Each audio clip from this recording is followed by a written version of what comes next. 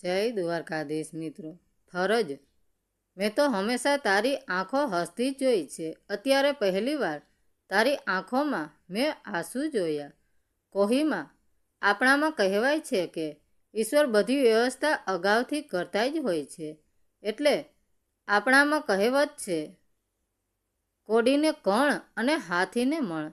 એટલી બધી વ્યવસ્થા ઈશ્વર કરે છે, તો તું શા માટે ચિંતા કરે છે? હું શું કરું? વ્રત, મને કહે, આપણા બંનેની ઉંમર થઈ। બીજું, મારાથી તો ઉઠાતું પણ નથી। આખા શરીરે ગરમી છે અને તમે તો મારા કરતાં ઘણા મોટા છો, 8 વર્ષ। તમારે ચાલવામાં પણ તકલીફ પડે છે। હવે તમને 80 ઉપર થયા અને મને પણ 75 થવા આવ્યા। હવે આપણું કોણ કરશે? દીકરી નજીક રહે છે એ હંમેશ માટે આપણું કરવાની નથી। જો કોહિમા, એ પણ થઈ જશે। અત્યારે તો બજારમાં બધું મળે છે। આપણે એક ફોન કરીશું તો ગુજરાતી થાળી પણ આવી જશે। હા, તમારી વાત સાચી છે, પણ ઘરમાં આખો દિવસ એક વ્યક્તિની હાજરીની જરૂર છે। આજકાલ દીકરા દીકરીઓને ફોરેન જવાનો એટલો બધો મોહ છે કે ઘરડા મા બાપને વિશે તો કોઈ વિચારતું જ નથી। જ્યારે કહીએ તમે અહીંયા આવો, અમારે તમારી જરૂર છે, ત્યારે એમનો એક જ જવાબ હોય, અમે તમને પૈસા મોકલાવતા રહીશું, તમે પૈસે ટકે દુઃખ ના ભોગવતા। પણ સંતાનોને એ ખબર નથી હોતી કે મા બાપ પાછલી ઉંમરની વ્યવસ્થા કરીને જ જીવતા હોય છે। અમારે તમારા પૈસાની જરૂર નથી, અમારે જરૂર છે તમારા પ્રેમની, અને તમારો પૈસો અમારી ચાકરી કરવા નહીં આવે। અમારા ઓશિકા પાસે પૈસો નથી બેસવાનો કે એ પૈસો પ્રેમથી માથે હાથ નથી ફેરવવાનો। કદાચ અમે કોઈ પગારદાર માણસ રાખી લઈએ તો પણ એ વ્યક્તિ પહેલી તારીખે માત્ર પૈસાની જ રાહ જોતો હોય। એમાં લાગણીનો ભાવ તો શૂન્ય જ હોય। જ્યારે આપણા સંતાનો આપણું કરવા તૈયાર ના હોય તો પારકા તો શું કરે? કોહિમા, તું આ બધી ચિંતા છોડી દે। ઈશ્વરે કંઈક તો આપણા માટે વિચાર્યું જ હશે ને? કહેવાય છે કે જ્યારે બધા જ બારી બારણા બંધ થાય ત્યારે ઈશ્વર એક બારી ખુલ્લી રાખે છે। આપણે માટે પણ ઈશ્વરે કંઈક તો નિર્માણ કર્યું જ હશે, માટે તું એવી ચિંતા ના કર। વ્રત, હું ચિંતા ના કરું તો શું કરું? મારાથી ઉઠાતું નથી અને તમે ઉંમરને કારણે એટલા બધા અશક્ત શરીરે માંડ માંડ ચાલો છો, એ શું મને નથી દેખાતું?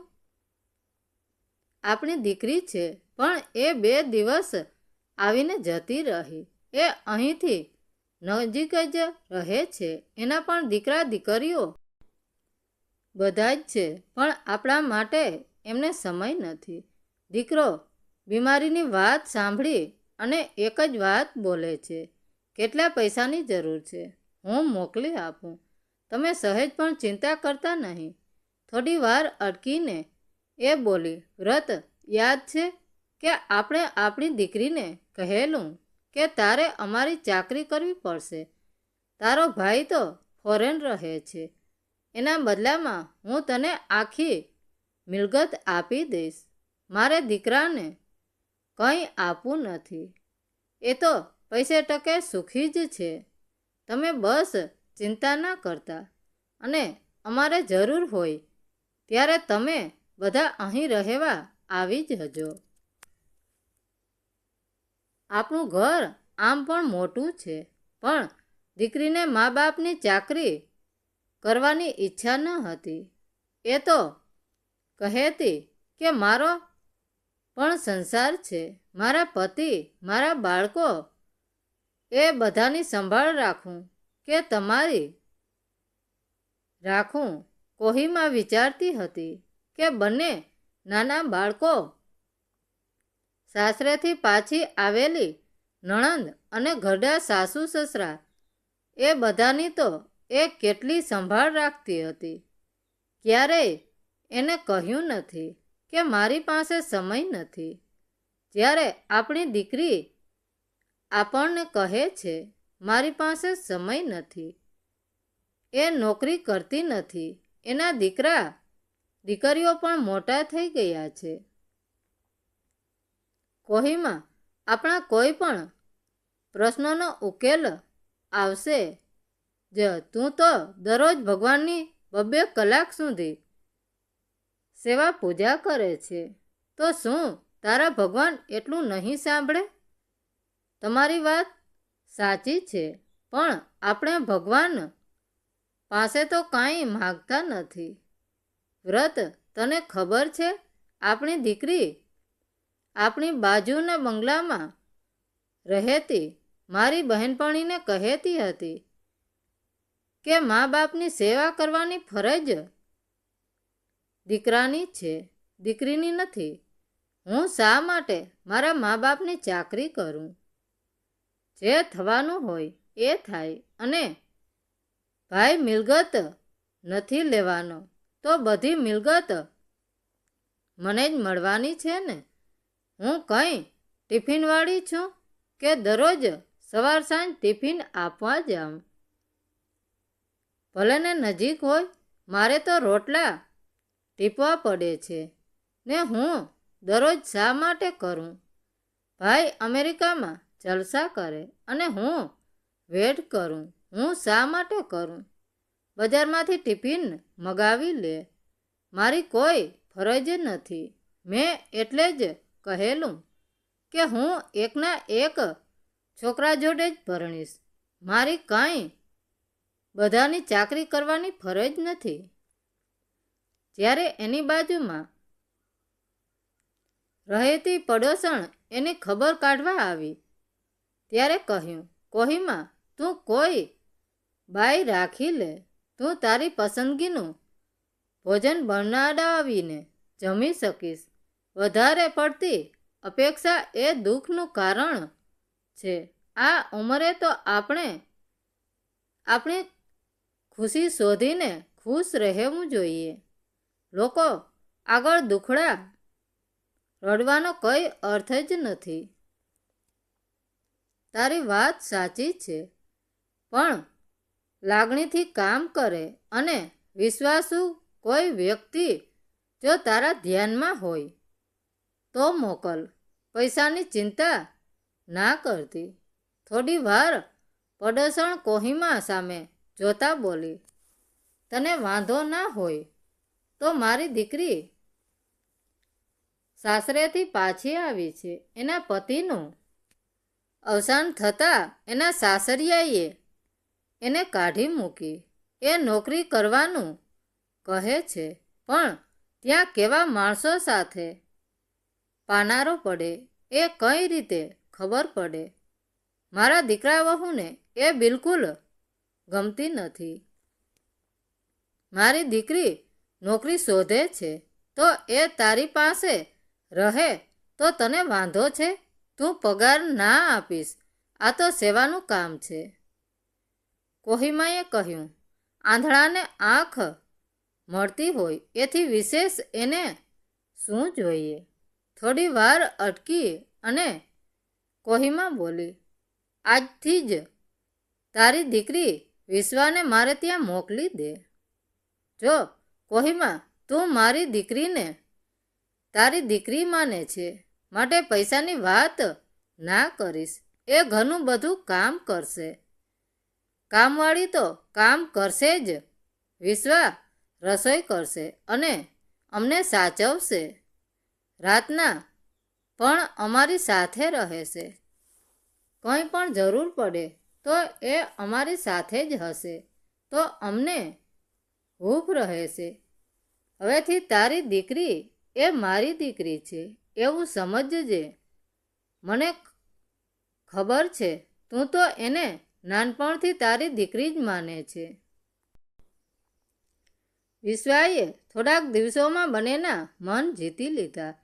જાણે પોતાના મા બાપ હોય એ રીતે એમની ચાકરી કરવા માંડી. એટલું જ નહીં, એમનો દવાનો ટાઈમ યાદ રાખતી અને સમયસર દવા પણ આપતી. કદાચ એ લોકો પોતે ભૂલી પણ જાય, પણ વિશ્વા ક્યારેય ન ભૂલે. એટલું જ નહીં, એ બંને જણાને એ પથારીમાંથી ઉઠવા જ નહોતી દેતી. એમના મોટા ભાગનું કામ એ જ કરી લેતી. ક્યારેક કોહિમા અને વ્રતના મોંમાંથી શબ્દ નીકળતા, આટલી ચાકરી તો અમારી પેટની દીકરી કે દીકરો પણ ના કરે બેટા. તે અમારી ખૂબ ચાકરી કરે છે. દિવસો પસાર થતા ગયા. વિશ્વા તો પૈસા લેવાની જ ના પાડતી હતી અને પછી આ લોકોએ પણ આગ્રહ કરવાનો છોડી દીધો. કારણ વિશ્વા કાયમ કહેતી, તમે મારા મા બાપની જગ્યાએ છો. શું એક દીકરી એના મા બાપની સેવા કરવાના પૈસા લે? હું તમારા પૈસા નહીં લઉં અને ઘણા આગ્રહના અંતે પણ એ પૈસા લેતી જ નહીં. દિવસો પસાર થતા જતા હતા અને ધીરે ધીરે કોહિમા અને વ્રત પણ કહેતા કે તને જે વાનગી ભાવે એ વાનગી તું આજે બનાવ. તારી ભાવતી વાનગી અમે ખાઈશું. હવે એ લોકો વચ્ચે ઘરની વ્યક્તિ અને મા બાપ જેવો જ પ્રેમ રહેતો હતો. વિશ્વાએ તો બંનેના દિલ જીતી લીધા હતા. જ્યારે એમની દીકરી આવતી તો કહેતી કે વિશ્વા, તું મારા મા બાપનું બરાબર ધ્યાન રાખજે. વિશ્વા સાંભળી લેતી, પણ કોહિમાથી રહેવાતું નહીં. એ કહેતી, વિશ્વા અમારી ખૂબ અને ચાકરી કરે છે, માટે વિશ્વાને તારે એક શબ્દ પણ કહેવાનો નથી. વિશ્વા એની જવાબદારી સમજે છે. એ પણ હવે અમારી દીકરી જ છે. ત્યારબાદ તો કોહિમાની દીકરીએ પણ આવવાનું ધીરે ધીરે ઓછું કરી દીધું. એ તો વિચારતી હતી કે ચાલો સારું થયું, ટાઢા પાણીએ ખસ ગઈ, મારે હવે કોઈ જવાબદારી નહીં રહે. દીકરો પણ કહેતો કે સારું થયું, તમે બાઈ રાખી લીધી, હવે શાંતિ. હું તમને 2-4 દિવસે ફોન કરું કે ના કરું, પણ મને એટલો વિશ્વાસ રહેશે કે તમારી પાસે કોઈ છે. કોહિમા અને વ્રતને થતું કે અમે કહીએ કે અમે તારા મા બાપ છીએ, તમારી અમારા પ્રત્યે કોઈ ફરજ નથી. તમે એમ માનો છો કે પૈસા આપીશું એટલે અમે છૂટા થઈ ગયા? અમારે તો તમારા પૈસા પણ નથી સ્વીકારવા, અને તમે જો તમારી ફરજમાંથી છટકવા માગતા હો તો તરત છટકી જાઓ. અમને એ વાતનું કોઈ જ દુઃખ નથી. જ્યારે કોહિમા અને વ્રતે છેલ્લા શ્વાસ લીધા ત્યારે એમને વિલ કરેલું, એટલું જ નહીં, એ વિલ રજિસ્ટ્રેશન પણ કરાવી દીધેલું કે જેથી એમનો દીકરો કે દીકરી મિલકત પર હક કરવા ના આવે. એમને બધી જ મિલકત વિશ્વાના નામે કરી દીધેલી. લખેલું કે અમારી પોતાની બચત કરીને આ મિલકત તથા રોકડ ભેગી કરી છે. આની પર મારા દીકરા કે દીકરીનો કોઈ હક નથી. હવે બધું જ વિશ્વાસનું રહેશે. હા, છેલ્લે એક વાસ્તવિકતા અમારા સંતાનોને કહી દઉં કે જે કરે ચાકરી એ પામે ભાખરી. બાકી વિશ્વાની તો કોઈ ફરજ જ ન હતી. એણે અમારી ચાકરી નિસ્વાર્થ ભાવે કરી છે. બદલામાં પૈસા પણ લેતી ન હતી. હક જોઈતો હોય તો ફરજ પણ બજાવવી પડે. માટે અમારી મિલકત પર તમારા ભાઈ બહેનનો હવે કોઈ હક નથી, એ સમજી લેજો. મિત્રો, વાર્તા કેવી લાગી? સારી લાગી હોય તો કોમેન્ટ કરીને જરૂર જણાવજો. ધન્યવાદ મિત્રો. રાધે રાધે. જય દ્વારકાધીશ.